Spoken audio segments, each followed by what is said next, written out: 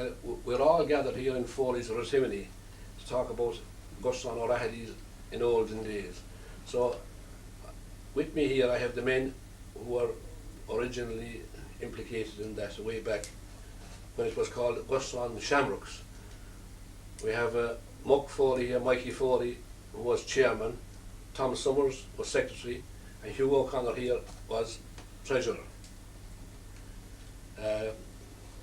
What are your memories of those days, Mike? We hadn't the posh playing fields that we have nowadays. We certainly hadn't. We had, when did you get the park, roughly? When did you acquire the park, do you think? 1937, I think. Yeah, 36 or something. Yeah. But, we talked out over by the ditch. There was no such thing as dressing rooms or anything that time, anywhere, sure. And what field used to practice in before the park was made available? Well, we practiced in that field very often, but it was only, I suppose, relatively Tom Hanlon. He used to have the grass of it. It used to be set before that, Yeah. this year. And then, after that, some few years, the land commission took it over and they divided it. And the club then, they got that park 6 acres or whatever was in it. Well, I turn now to the treasurer, the man with the money here. Have you any idea, Hugh, what the park cost that time? Cost £15 an acre or £90. £90. I think we got 6 years to pay for it. Then was that would be right? 3 years. 3 years. Yes. Right. And was there much trouble in And yes, there paperwork? were an awful lot of trouble getting it. Even though it was only a few pound every quarter, we'll say, but it was 6 much. months. Had to get it now for it to be had to get generous, Right. had to be get £50 now. Jim Colfer was in the scene that time. Yeah, he was the man that got it for us. It can be put down to that. Yeah. And now, on my left here, I have Tom Summers, the secretary at the time, and almost still the secretary Yes. after many years. Well, Tom, what do you recall of that time? Well, the first thing I want to do, I want to take this opportunity of paying tribute to one of our greatest GA men, Yeah. predecessor. I'm referring to James Colfer, the man that got the park. Jim Colfer, I say he was the greatest GA personality ever in the parish, you know, and one of the greatest In any club. nightclub. And he was treasurer, he was secretary, chairman and treasurer till the whole show. The whole lot, what time? Oh, He was a representative for the county board, district meeting, everything. He registered the team, did everything. And you know, he got fairly tough too, Jim did, in those years, I remember. God, he did. There were 6 playing Ramsgrange Yes, that's right. and 3 or 4 or 5 playing with Clongeen at the same time. They kind of fell out with him, so he was a blunt man, you know, he didn't draw most time on, you know, that's the kind of fellow he was, right. yeah. That's right. Not diplomatic. Not diplomatic. So then about 1936, I was walking in Ballyclan that time. He came on to me and he said he had a notion of forming a new committee, he's getting tired himself. You know, he said, Mark, you get a feeling Rasmus Falls, another one, Peter Doyle's, another one, Yeah. Guy Duffy, he'd like to get the Go around post look for himself, fields. you know, he wouldn't have anyone, no help. He wanted to form a younger committee And a bicycle. on the bicycle. He was Oh, on the right. bicycle. He said that we would have it at Mary Kehoe's, that's Foley's, now at Mary Kehoe's they called it at that time. This spot where we are. Yeah, yeah. Right. And he invited the fellas he wanted, Muck and you and others as well. And he said, I want you for secretary. And I said, what's the use of secretary? He said, all the writing and all the rest of it. He said, the most important thing with you're beside the telephone, he said. I was looking at power. Aye, that's right, that's But right. telephones were risky at that time, you know. Oh, God, should have. And so I said, yes, it's all agreeable. So we came over here and talked a lot about it. He picked the team himself, he picked Mikey for chairman, he picked me for secretary and Hugh for treasurer. And we got a few more for marking the park, marking, you know, walkers. Yes, walking, yeah. So, The first championship that came to the club in 1911, that was a junior championship. Yes. And like when you got your own park, things began to pick up, didn't they? More interest in the club, and yeah. Will you tell us about the championships of the 40s now? That's when the club really came to its height, wasn't That's it? right, yeah. Well, we were in 3 county junior football finals in a row. 40, 41, 42. 43 we got beaten in the Ross district final. Yes, Clongeen. Well, there was manoeuvres on, that was the war years. We didn't get half our players down. We won in 44, the junior championship, then in 45, then what do you call it? Ballinglen. Ballinglen. And we won 3 sales in a row, non-stop after that, with the same, practically the same team. Is there anything unusual sticking out about any of those matches in your mind, Mikey? 45, 6 and 7. Can you remember anything in particular? I think the first 1945 against the Volunteers, Yeah. I think that was the hardest match that the Gusserane had to play or ever, that was ever played. That was hard won the whole, and I think, I forget the score, I think they only won by 2 points. That's all. We broke the Volunteers run, you see, they'll win all round Yeah, the they were years. winning before that. Yeah. Was there much celebration in the parish after Hugh? Well, it was only the semi-final, the Ballyhogan the final. First That was, Ballyhogan cameras, Ballyhogan that was, That's right. Well, Ballyhogan That was the first cameras. round, you see, after beating Yeah, the but Volunteers. the Volunteers Gusserane match was the best. I remember Yes. meeting a fellow with Jim Culper in Scotty, Jimmy Clint's. He was something in the county Yeah. He council. I was, couldn't know. Yeah. And he said there were many good teams in Gusserane down through the years, but there were never a better team than that. I can know. Members of the 1944 team: John Cooney, Hugh O'Connor, Tom Summers, Martin Carty, Watty Power, Lars Shannon, Johnny Lacey. Behind him is Davy Nolan, Tom Larkin, and on the right, Jim Colfer. Mug Foley, Mickey Ho, Paddy Stafford Bowley and Paddy Myden. Jim Lacey, John Carty, Martin Larkin at the back, Richie Cullerton and Andy Cullen in front. Paddy Kehoe and Paddy Stafford Ballycalan with Tom Cooney in front. We move on to 1946. The back is John Barron, Watty Kinsley, Father Marina, Father Joe Flynn, John Carty, Tom Summers, Johnny Lacey. In front, Marky Byrne, Father Williams, Tommy Liston, Richie Cullerton and Paddy Kehoe. With Pat Cronin sitting down, and the boy is Willie Stafford.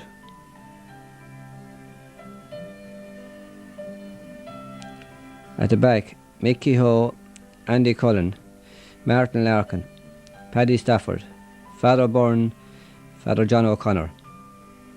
In the middle with the cap, Jim Lacey, John Joe Cullerton, John Foley, Ger Kavanagh, Martin Kehoe and Jim Colfer. And in front, Tom Cooney and Amby MacDonald.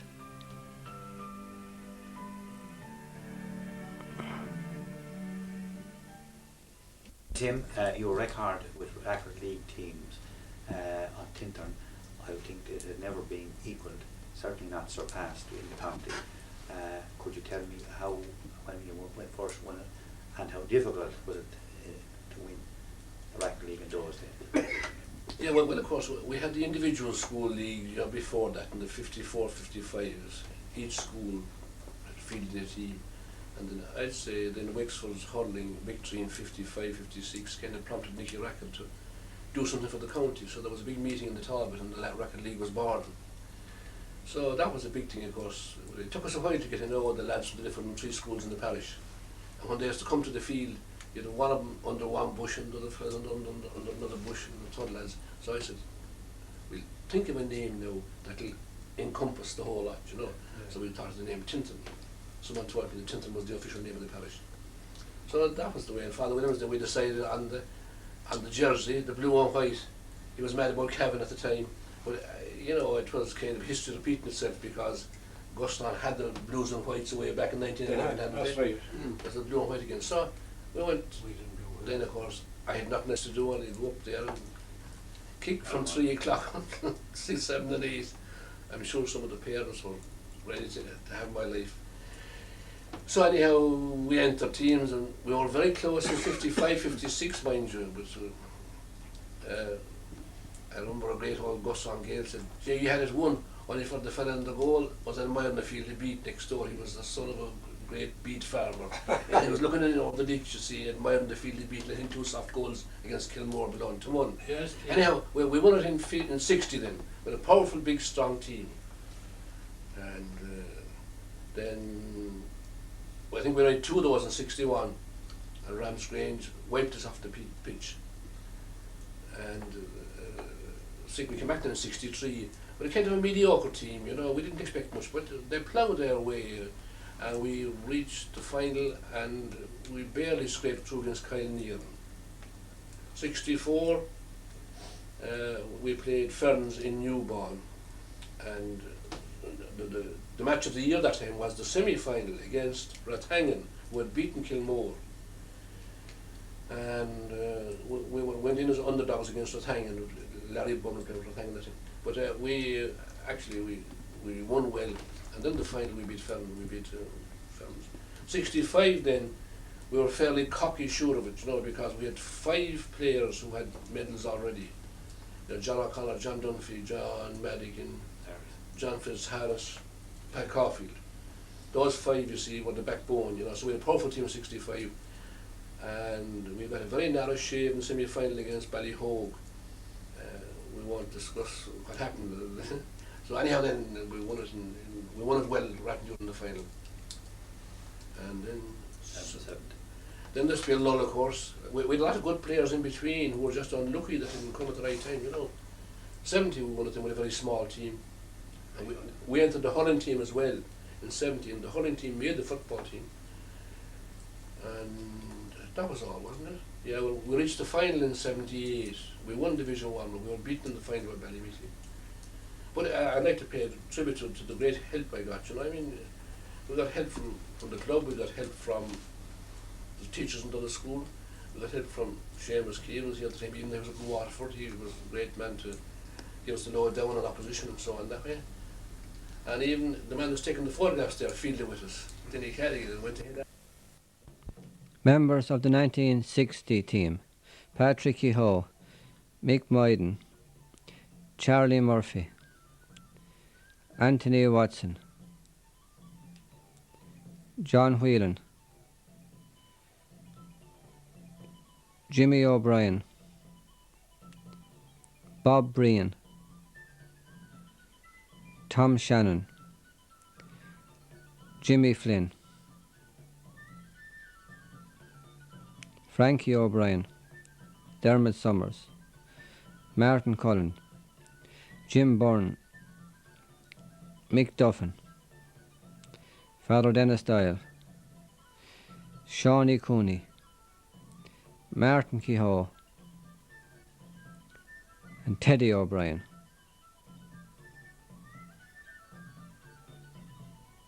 (1963) At the back, Bob Fitzgerald, Dermot Summers, Martin Kehoe. In the front, Tommy Kehoe, John O'Connor, Billy Foley and Barty Day. At the back, Johnny Fortune, Tom Corcoran, Michael Whelan, Robert Stafford. In front, John Dunphy, John Madigan, Mick Murray, Pat Caulfield. At the back, Johnny Flynn. Front, Kevin Brown, John Fitzharris. In 64, at the back, Tim Foran, Mikey and Jimmy Devricks, Lar Fitzharris. Middle row, Barty Day, John Fitzharris, Paddy Carr, Mick Murray and Liam Fardy. In front, Tomas Foran, John Madigan, John O'Connor, Robert Stafford, Paddy Duffin. The back, Jim Colfer and Tom Summers. In the middle, Paddy Cooney and John Dunphy. Front, Tommy Kehoe, Pat Caulfield, Paddy Colfer and Brian Malloy. Henry Sinnott, Brendan Brown, Fintan Kane, Billy Foley, Kevin Murphy, Tyke Foran. 1965. At the back, Pat Kehoe, Willie Kehoe, Brendan Colfer, John Fitzharris. In front, Kevin Murphy, Brendan Brown, Liam Fardy and Tommy Murray. At the back, Pat Caulfield, John O'Connor, John Madigan, Johnny Kinsler, John Dunphy.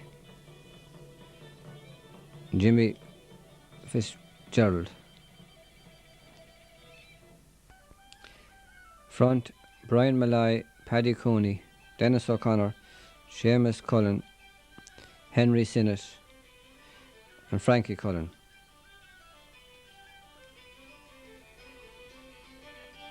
(1970) The back, Leo Flynn, Tommy Cooney, Liam O'Mara, John Cullen, Tim Fortin. In the front, Jimmy Rossiter, Larry MacDonald, Jim O'Connor, Pete Cullerton and goalie John Murphy. The back, Ken Kehoe, Mick Cullen, Pat Cullerton, John Cullerton, Mick Caulfield. In front, Tyke Foran, Kevin Grady, John Joe Rossiter and Larry Lacey.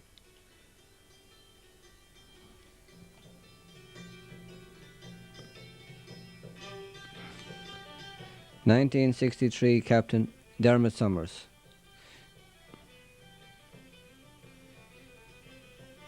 Robert Stafford St Leonard's was captain in 1964. And in 1965 it was Pat Caulfield's turn.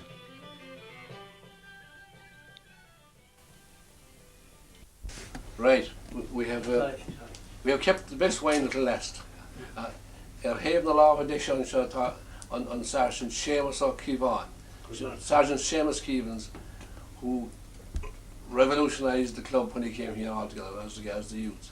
And before he came here, of course, he has a national and international record. How many counties did you play with, Seamus? Yeah, well, I suppose it was just fortunate or unfortunate. I played with 5 counties. I played in the 4 provincial championships. Probably that wasn't accomplished by anyone. I did for the last 50, 60 years. But that's just the fact of moving through the country, as the saying goes. And it's an honour to play with any county. You must have had the ability, though. You played with Cavan? Sligo first, then I played with Wexford. I played with Cork in the National League. I played with Cavan Championship League, and I played with Watford finally. How many county championship medals have you? I haven't many, only 7. Only 7. That's all. 7 senior plus a junior hurdle one, unique as well. I have 7 seniors. I've won 3 actually county Wexford ones, 2 with Thomond, 1 Camera, St Muns at the time, 57, 58 and 75 with Gusserane, and then I won 1960 with Gusserane Gaels in Cavan, and 3 senior ones with Kill in County Waterford in 66, 67 and 68, and a junior hurling in 66. Who was the hurling with? With Kill in Waterford. Oh, Kill in Waterford.